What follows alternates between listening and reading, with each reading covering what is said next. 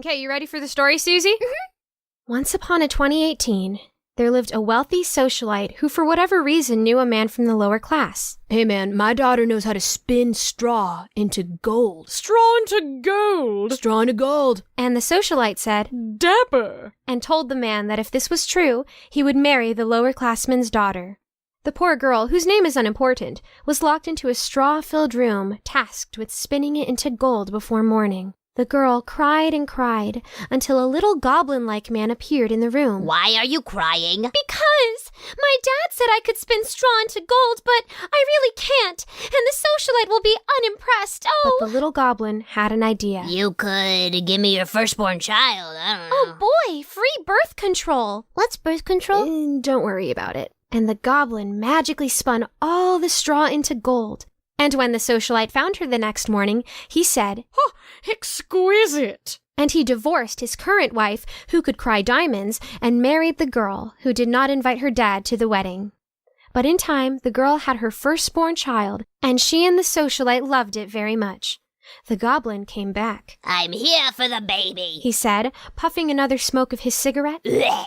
Oh, Goblin, I'm so sorry. I've become rather fond of the baby. I don't want the birth control anymore. The goblin made another deal. If they can guess his name by the end of the day, they get to keep the baby, and he will go far away.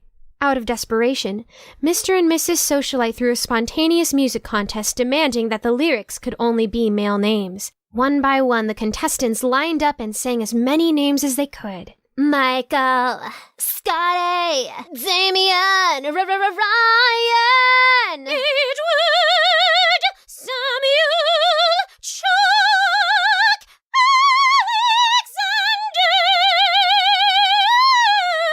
Alexander! Jason, Bartholomew, Jonathan, Chip, Joe, Mo, Polo. But none of them guessed the right name.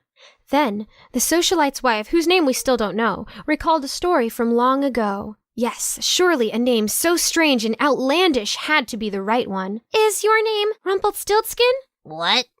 No, did you just make that up? Then, what is your name? And the goblin became offended. It's Sue, short for Susan, but my friends call me Susie. That's my name! I know, because you're a little goblin sometimes.